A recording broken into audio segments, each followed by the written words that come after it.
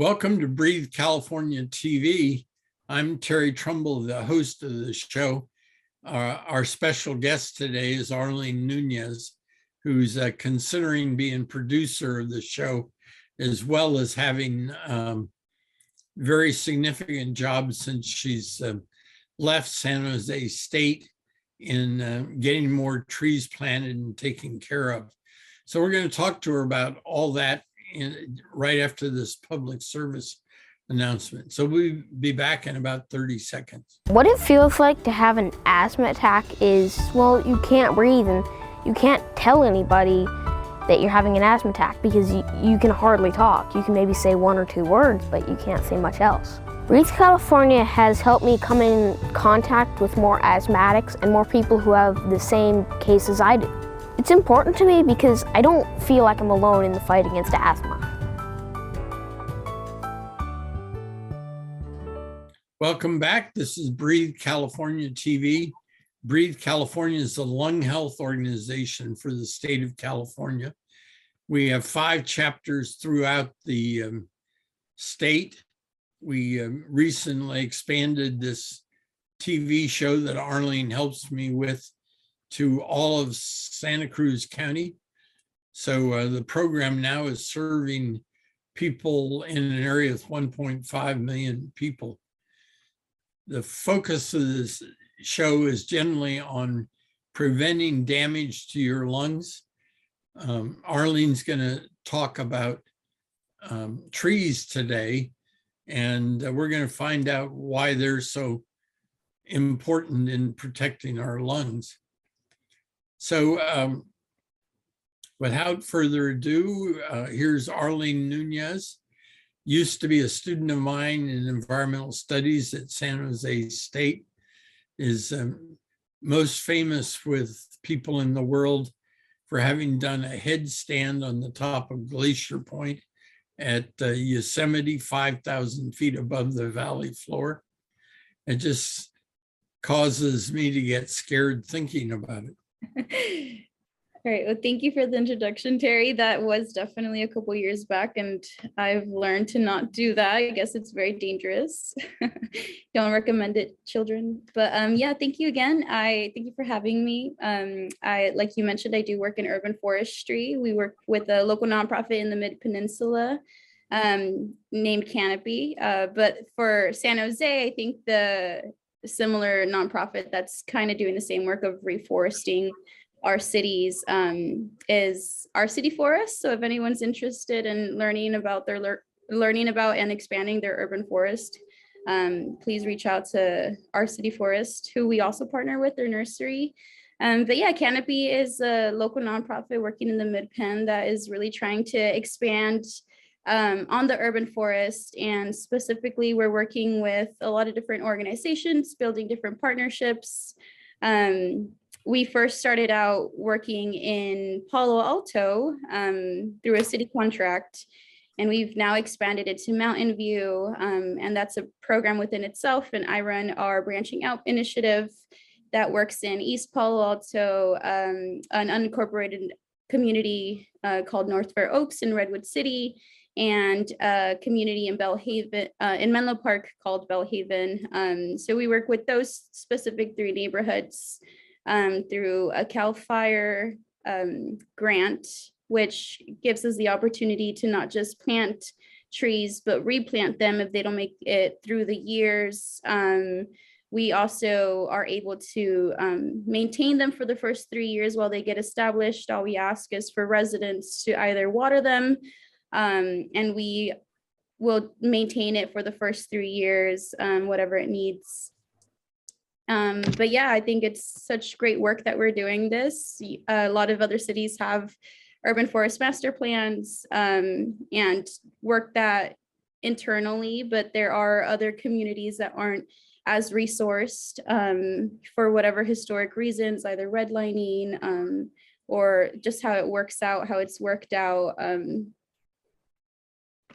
We try to come in and have tried to help in the ways that we can, but I mean, trees do a number of different things. They work with erosion, they beautify. Just with COVID recently, green spaces and trees are so integral to what life is going to look like in this rapidly changing world, and trying to just really address the environmental justice aspect of it all. Everyone deserves fresh air, fresh trees, and all those good benefits that they bring. Arlene, I apologize for interrupting you, but you have similar organizations to you in San Jose, Campbell, which is where the bulk of our audience is. And we just recently added all of Santa Cruz County, which is another 250,000 people to our service area.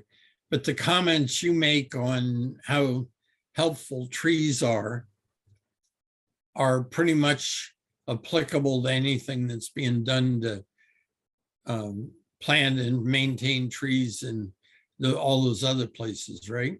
Oh yeah, absolutely.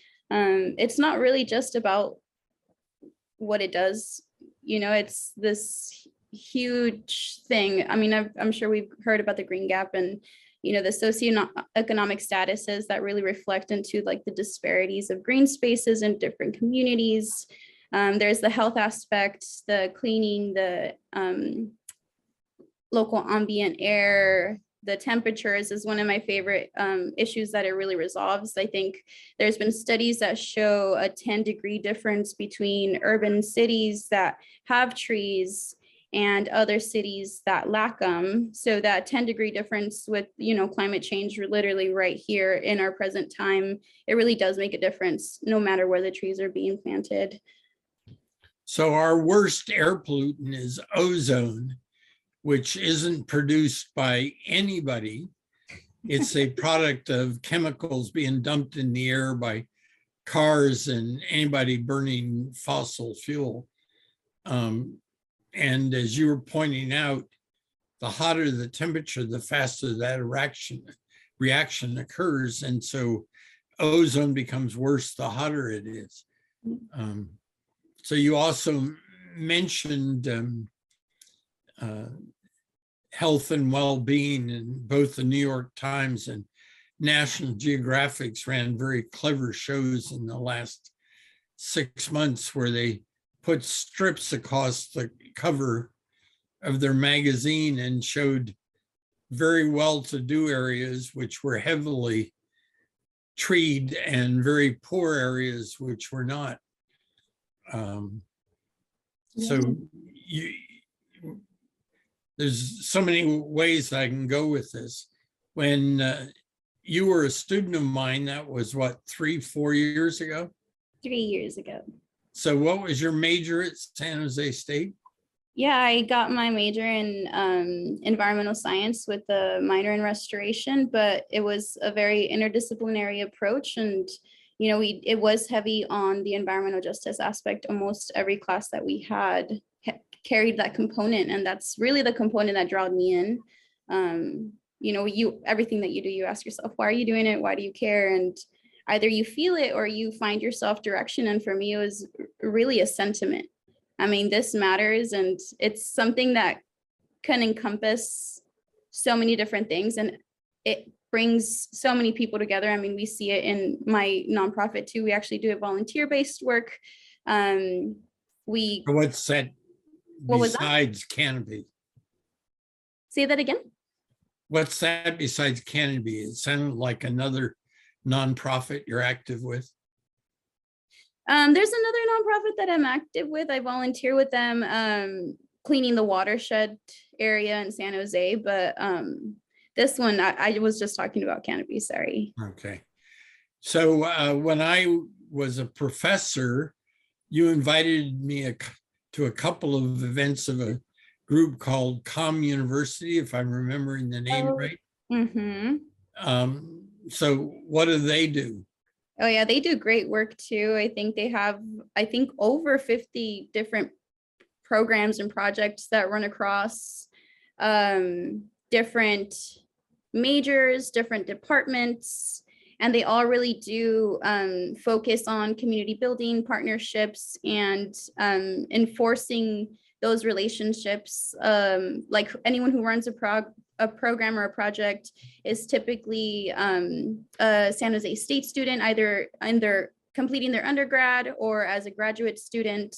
They'll help lead these projects, which, you know, really gives them the hands-on real life experience that they need to really go out into their career and know if they're going into the right direction, which is so helpful for students still trying to figure it out, still learning and adapting. And then these programs are all related, very closely intertwined with the community, either if it's the beautification project with the urban planning department, or like in my sense, when I was in the environmental department, we did a number of different projects. I volunteered with a watershed program. So that one was in partnership with Valley Water, and we just taught kids about a number of different things like prevention for flooding, development, you know, water quality, and a lot of STEM-based science, environmental science lessons. We helped facilitate those.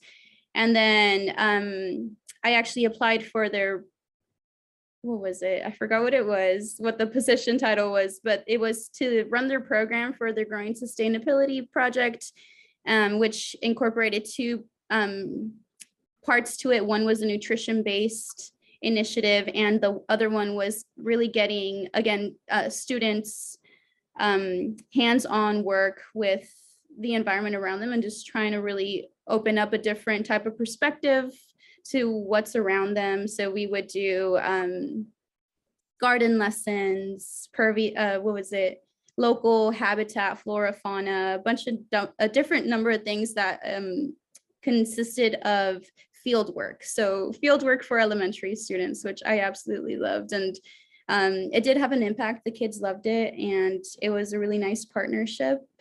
And being able to actually get out there was probably the best part for me.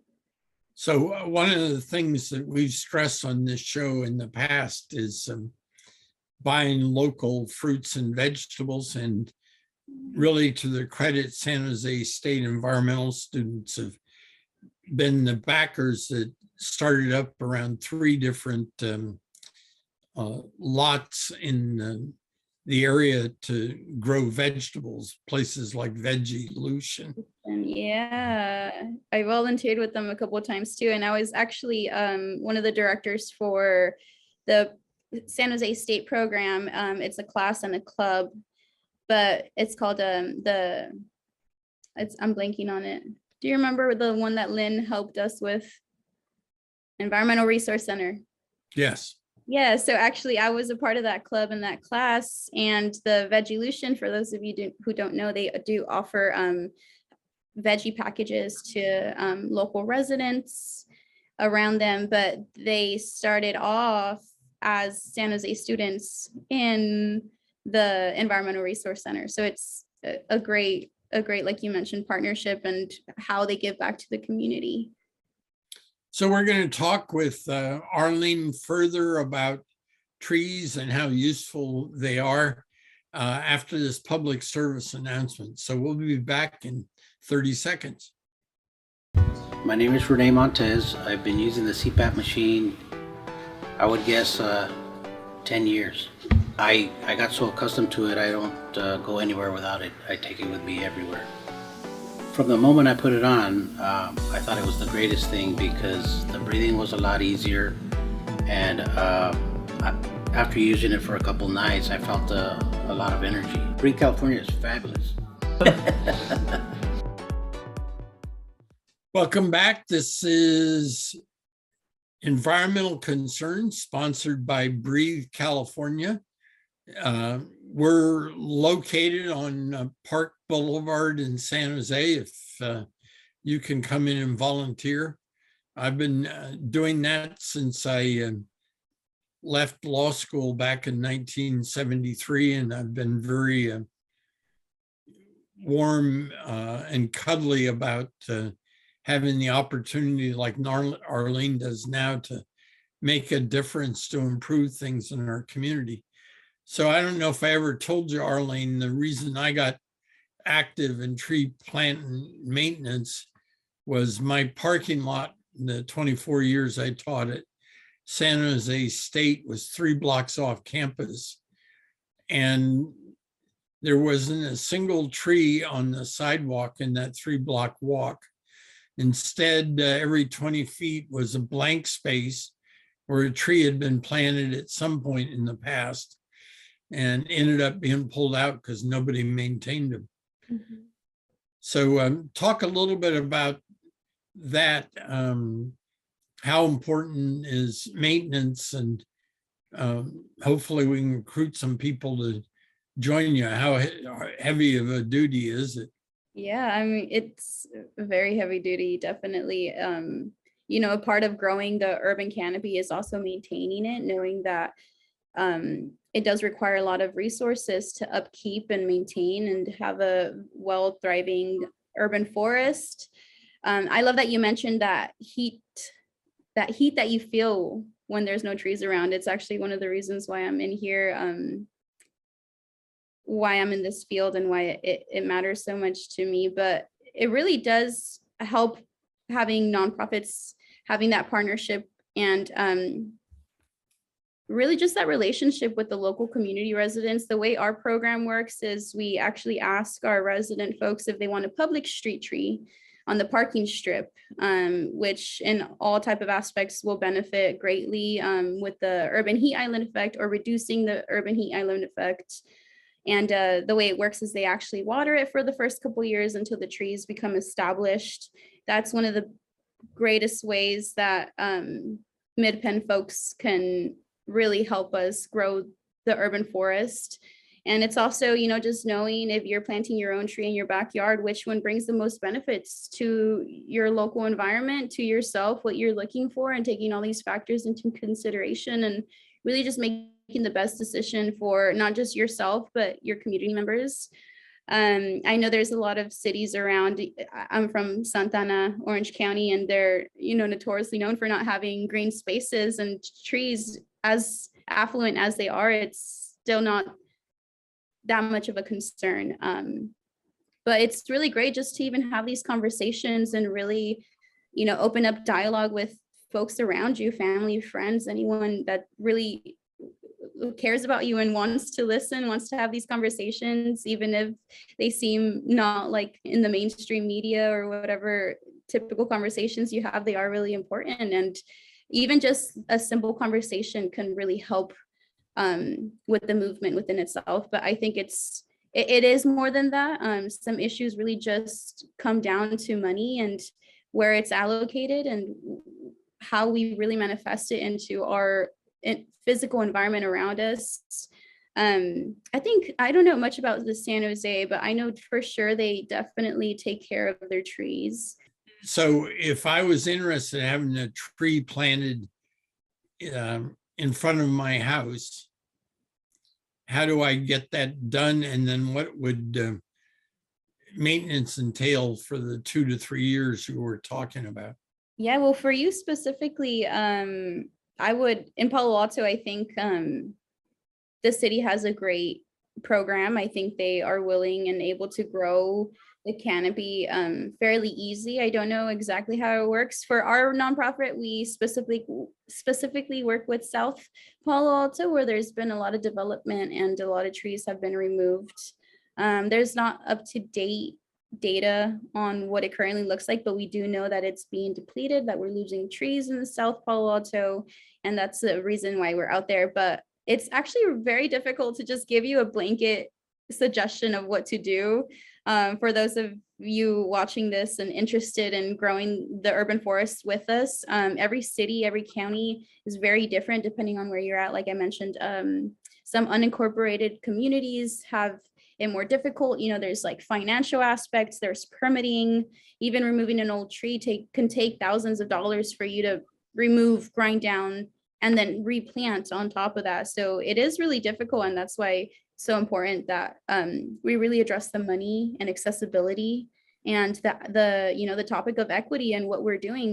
It shouldn't just be based off socio-economic statuses, and making that readily available for all residents is just so important in the political sense, and bureaucracy and all that, making sure that we're including and considering these factors and how drastically different they are for everyone. But for you, I would definitely reach out to Palo Alto. The city is more than friendly with trees. I know Palo Alto is a great tree city, USA candidate. So yeah, that would be my suggestion to you. And for anybody else, I would suggest looking into starting with the city permits. And if they have any programs, and if not, maybe reaching out to your local representative and trying to start those conversations within your community to see what you can do about it, if willing and able, of course. So my suggestion for most of our audience, 1.2 million of them are in San Jose and Campbell, is to give a call to our city forest and say, boy, I'd like a tree. I don't know if you've been to my house. I have 2 glorious trees, but the fire hazards and other problems are severe enough in Palo Alto that the trees are very thoroughly trimmed. But anyhow, go back to one of my favorite topics is what in the heck is environmental justice? I love it. Well, environmental justice is definitely a blanket statement in this sense. But it's really just bringing these issues and addressing them, the issues that surround each one individually. I think, we're talking about air quality, and there's definitely other things that impact the health justice aspect of it, and what's really being excluded when we're not including trees, when we're not including green spaces, and when we're not including things that benefit us.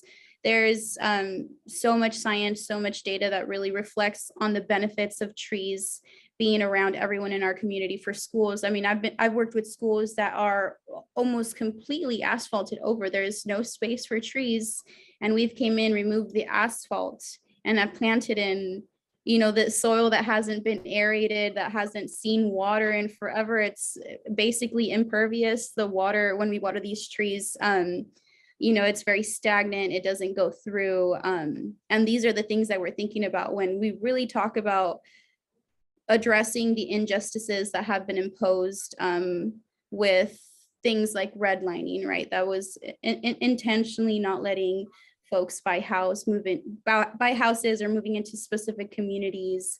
And it was all intentional. And it was our governments, our, local cities doing these things, and really basing these injustices on something that shouldn't have happened, and just going back and addressing these as what they are. And it's a lot of historical reasons why we're in this situation, specifically in urban forestry. Why is it that not everyone has access to green spaces? And why is it that we have to plant trees now when they should have been planted years ago, right? And we're still having these conversations.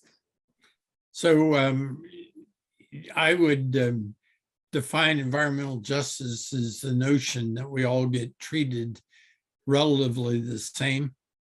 Santa Clara University's Environmental Studies Department did a study, 5-6 years ago, and they found that no surprise that the worst air pollution was near freeways and expressways. And there was something like 900 schools in the county that were within a quarter mile, which was high risk areas.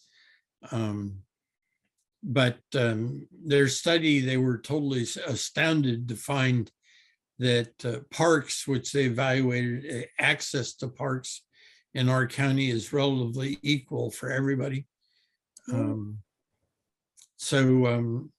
Environmental justice is best seen in the South, where if you're going to put in a new oil refinery, they almost always seem to go next to a very poor neighborhood without political clout.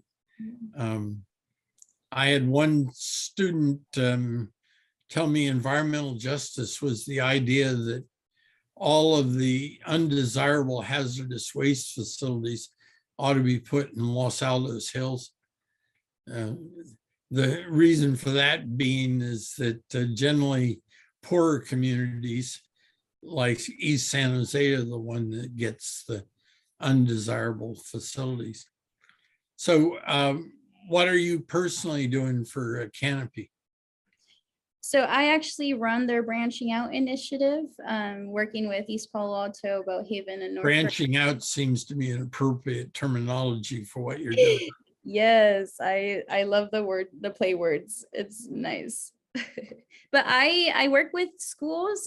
We do tree plantings in schools. We try to do outdoor classroom education lessons, incorporate the campus, the school faculty, school communities. And currently I'm actually trying really hard to target residents. We worked with Stanford to actually create a prioritization tool that looks at different parcel scorings for considering different factors like pedestrian foot traffic, pre-pandemic, and I don't know if it actually looks at current pandemic conditions, but it was pre-pandemic and other different things like heat. So it takes all these factors and gives you a parcel scoring for where you should be targeting, letting you prioritize where there's availability and where we're able to plant and where the most need is. So with that, we are also able to see where we've planted before, and we go together and we actually canvas. We have a group of 16 interns from local high schools and EPA that come out with us, help talk to residents, help these conversations go in more of a intimate type of way instead of just us trying to really reach them out. It's really hard. I mean, you're working with residents, majority of them, a huge number of them, sorry, not majority, are renters. Let me interrupt you. We have about 30 seconds left. What kind of message do you want our audience to walk away with from today? Trees are important. Wherever you're at, try to look at how you can really help this movement.